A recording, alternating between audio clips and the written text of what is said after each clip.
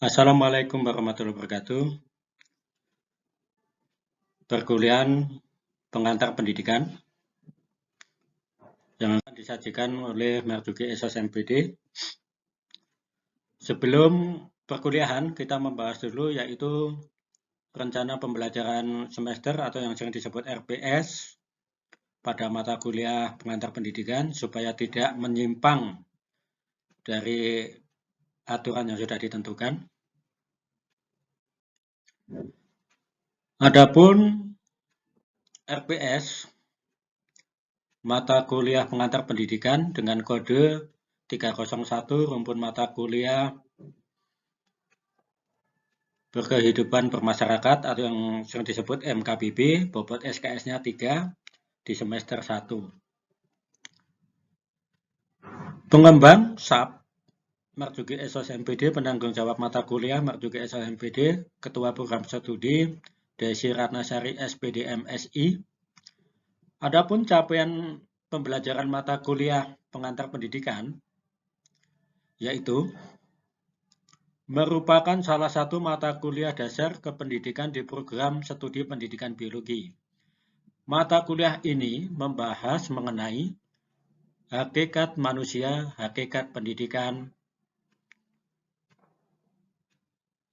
pendidikan sebagai sosialisasi dan pembaharu di masyarakat, hakikat pendidikan sebagai bagian dari mekanisme produksi barang dan jasa, hakikat pendidikan sebagai mekanisme peningkatan mutu kehidupan, konteks pendidikan sekolah, konteks pendidikan luar sekolah, pendidikan untuk semua, sistem pendidikan nasional, pendidikan sepanjang hayat, pendidikan masa depan, dan profesionalisme guru dan pendidikan karakter. Adapun deskripsi bahan kajian dan pokok bahasan mata kuliah pengantar pendidikan. Dalam mata kuliah ini, mahasiswa akan mempelajari pokok bahasan pengantar pendidikan sebagai berikut. 1. Kontrak kuliah, kedua, hakikat manusia, yang ketiga, hakikat pendidikan, yang keempat, hakikat pendidikan sebagai sosialisasi dan pembaharu di masyarakat, yang kelima, hakikat pendidikan sebagai bagian dari mekanisme produksi barang dan jasa, yang keenam, hakikat pendidikan sebagai mekanisme peningkatan mutu kehidupan, yang ketujuh, konteks pendidikan sekolah, yang kedelapan, konteks pendidikan luar sekolah, yang kesembilan, pendidikan untuk semua, yang ke-10, sistem pendidikan nasional, yang ke-11, pendidikan sepanjang hayat, yang ke-12, pendidikan masa depan dan profesionalisme guru, yang ke-13, pendidikan karakter. Adapun pustaka atau referensi yang dipakai, yang utama yaitu 1. Umar Tita Raharja SL Lasulo tahun 2005, pengantar pendidikan Jakarta Rineka Cipta. Kemudian yang kedua, Haji Din Wahyudin dan kawan-kawan tahun 2005, pengantar pendidikan Jakarta Pusat, penerbit Universitas Terbuka.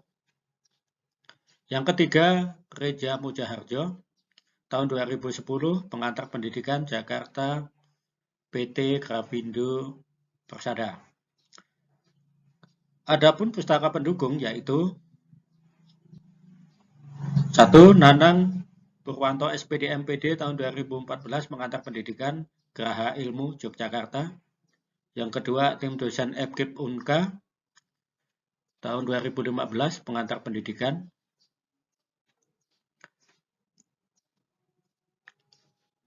Yang ketiga, bisa melalui internet atau multimedia dari situs-situs atau web pendidikan, artikel, jurnal, majalah-majalah yang relevan dengan masing-masing materi yang dibahas. Adapun media pembelajaran yaitu ada software, ada hardware.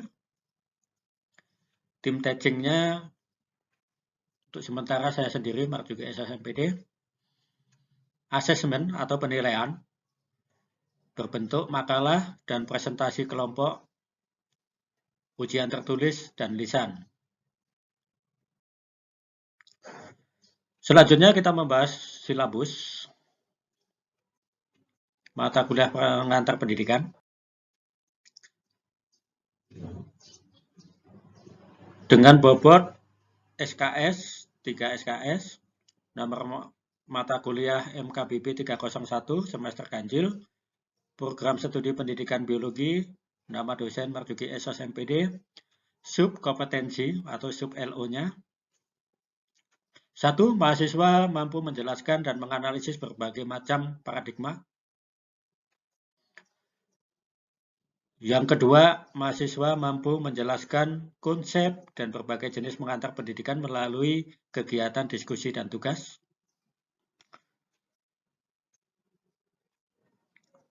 Pokok bahasan atau subjek maternya, deskripsi mata kuliah pengantar pendidikan. Ini bertujuan untuk menguasai substansi, karakteristik, metodologi, dan pedagogik pengajaran pengantar pendidikan. Materi pokok perkuliahannya yaitu dari tahap 1 sampai ke 13. Di antaranya 1 itu kontrak kuliah, yang kedua hakikat manusia, yang ketiga hakikat pendidikan, yang keempat hakikat pendidikan sebagai sosialisasi dan pembaharu di masyarakat, yang kelima hakikat pendidikan sebagai bagian dari mekanisme produksi barang dan jasa, yang keenam hakikat pendidikan sebagai mekanisme peningkatan mutu kehidupan, yang ketujuh konteks pendidikan sekolah, yang kedelapan konteks pendidikan luar sekolah, yang kesembilan pendidikan untuk semua. Yang ke-10 sistem pendidikan nasional, yang ke-11 pendidikan sepanjang hayat, yang ke-12 pendidikan masa depan dan profesionalisme guru, yang ke-13 pendidikan karakter.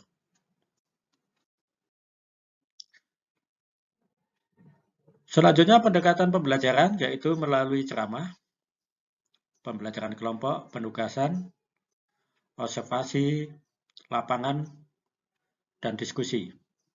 Adapun penilaian diperoleh dari aspek-aspek sebagai berikut. 1. Tingkat kehadiran mahasiswa minimal 75%.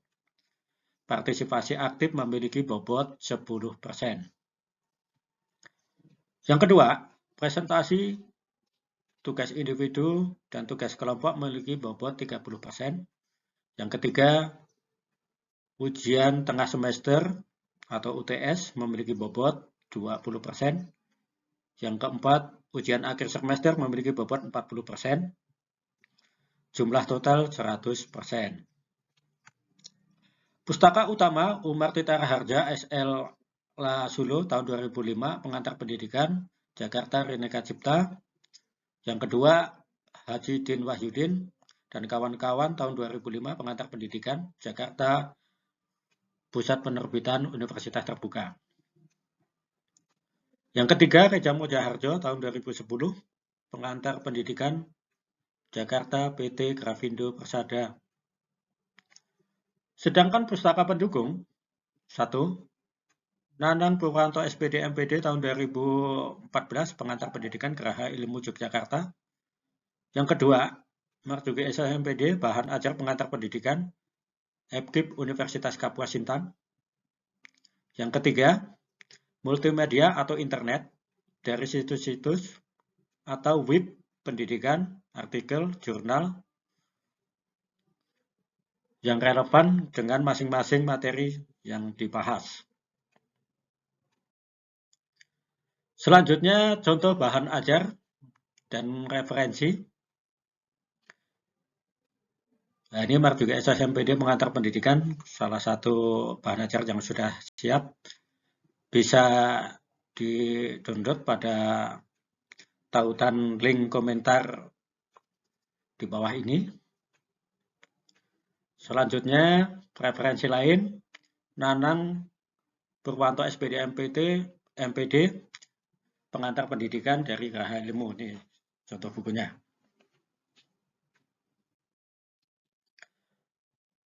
Materi kuliah pertemuan pertama tentang hakikat manusia.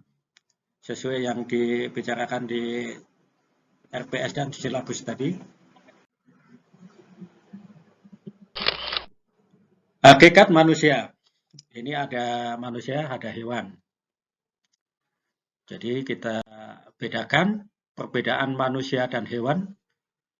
Hewan, satu, memiliki kemampuan siap pakai ketika lahir. Kedua, makhluk biologis. Yang ketiga, punya insting. Yang keempat, bertindak menurut insting. Yang kelima, tidak mengenal etika, estetika, dan agama.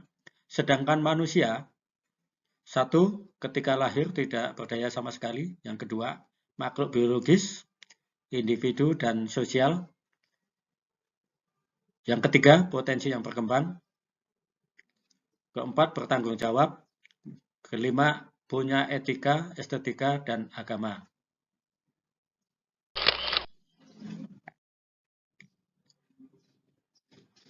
Sifat hakikat manusia, yaitu memiliki ciri-ciri yang menjadi karakteristik yang secara prinsipil membedakan hewan dari manusia.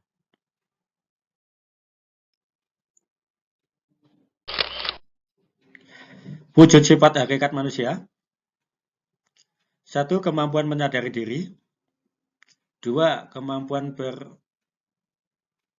bereksistensi. Ketiga, memiliki kata hati. Keempat, memiliki moral. Kelima, kemampuan bertanggung jawab. Keenam, memiliki rasa kebebasan. Ketujuh, melaksanakan kewajiban dan menyadari hak. Kedelapan, kemampuan menghayati kebahagiaan.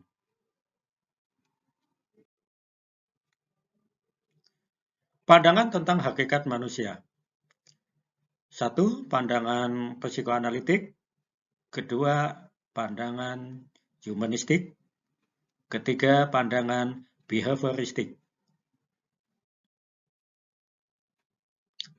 Pandangan psikoanalitik yaitu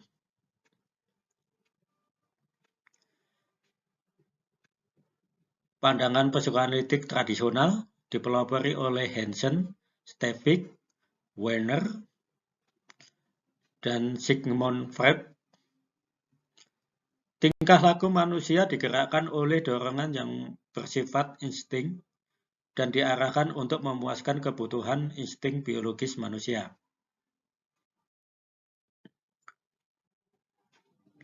Struktur kepribadian manusia terdiri dari 3 komponen, itu menurut Freud.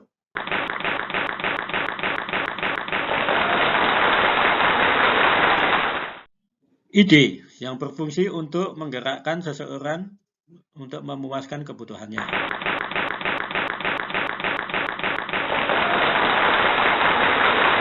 Itu berfungsi untuk menjembatani antara keinginan ide dengan lingkungan yang realistis.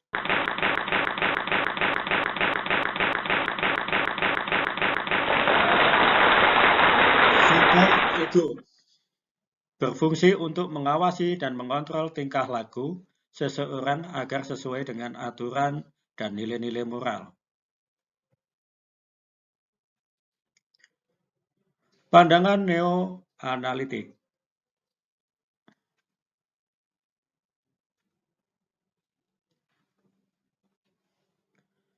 Pandangan ini tetap mengakui adanya ide, ego, dan superego. Namun, lebih menekankan pada fungsi ego sebagai pusat kepribadian seseorang. Ego berfungsi sebagai pengarah terwujudnya ide dan bersifat rasional serta bertanggung jawab atas tingkah laku intelektual dan sosial seseorang. Dalam perwujudan diri manusia untuk memenuhi kebutuhannya, manusia tidak hanya digerakkan oleh insting, tetapi juga atas rangsangan yang datang dari lingkungannya. Pandangan humanistik dipelopori oleh Roges, Adler, Martin Buber. Menurut Adler, Manusia mampu mengarahkan dirinya ke tujuan yang positif, mampu mengatur dan mengontrol dirinya dalam berbagai hal, mampu menentukan nasibnya sendiri, sehingga manusia terbebas dari kecemasan dan kegelisahan. Pada hakikatnya, gambaran pribadi manusia adalah selalu dalam proses menjadi yang merupakan satu kesatuan potensi yang terus-menerus berubah dan berkembang. Tidak pernah selesai dan tidak pernah sempurna. Pandangan humanistik menurut Adler, manusia digerakkan sebagian oleh kebutuhan untuk mencapai sesuatu, dan sebagian lagi oleh tanggung jawab sosial dalam membantu orang lain dalam membuat dunia menjadi lebih baik.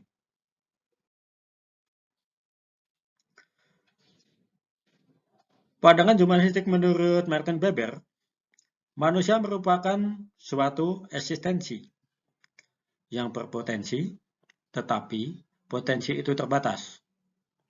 Sehingga sulit untuk memperkirakan bagaimana masa depan manusia tersebut. Manusia tidak dapat dikatakan baik atau jahat, tetapi mengandung kedua kemungkinan itu. Pandangan behavioristik. Pandangan dipelopori oleh Skinner, Kohler, Thorndike. Menurut pandangan behavioristik, tingkah laku manusia ditentukan oleh lingkungan di mana individu itu berada. Tingkah laku manusia dapat dikendalikan dengan mengatur lingkungan tempat individu itu berada.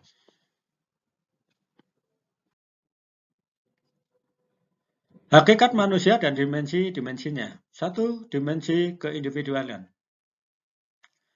Setiap individu manusia yang dilahirkan telah dikaruniai potensi yang berbeda dengan yang lainnya. Tiap individu memiliki kehendak, cita-cita, kecenderungan, semangat, dan daya tahan yang berbeda.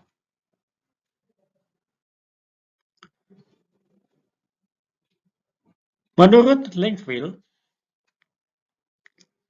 tiap individu memiliki dorongan untuk mandiri yang sangat kuat, meskipun pada anak terdapat rasa tidak berdaya, sehingga memerlukan pihak lain atau seorang pendidik yang dapat dijadikan tempat bergantung yang memberikan perlindungan dan bimbingan. Pendidikan berfungsi mengembangkan kepribadian atau menemukan kesendiriannya sendiri. Pendidikan harus bersifat demokratis. Yang kedua, dimensi kesosialan. Manusia membutuhkan manusia lainnya untuk bisa hidup dengan baik. Tiap individu mempunyai dorongan untuk bergaul dengan sesama manusia. Dalam pergaulan terdapat kesediaan untuk memberi dan menerima. Sedangkan menurut Immanuel Kant, manusia hanya menjadi manusia jika berada di antara manusia. Individu dapat mengembangkan dirinya hanya dalam pergaulan sesama manusia. Yang ketiga, dimensi kesusilaan. Manusia memiliki nilai-nilai, menghayati, dan melaksanakan nilai-nilai dalam kehidupannya. Nilai merupakan sesuatu yang dijunjung tinggi karena mengandung makna kebaikan, keluhuran, kemuliaan, dan sebagainya yang dijadikan pedoman dalam hidup. Ada dua hal yang terkait kesusilaan, yaitu 1. Etiket, yaitu kepantasan dan kesopanan. Yang kedua, etika, yaitu kebaikan. Yang keempat, dimensi keberagaman. Manusia adalah makhluk religius karena manusia sejak dulu percaya bahwa di luar alam yang dapat dijangkau dengan alat indera, diyakini adanya kekuatan supranatural yang menguasai hidup di alam semesta. Beragama merupakan kebutuhan manusia karena manusia adalah makhluk yang lemah sehingga memerlukan tempat untuk bertopang dan untuk keselamatan hidupnya. Sekian dan terima kasih. Bagi mahasiswa yang belum paham, nanti bisa dibuka kembali materi ini, bisa didapatkan di link komentar bawah ini dan bisa di-download untuk dibaca kembali dan untuk dipelajari kembali. Sekian, wassalamualaikum warahmatullahi wabarakatuh.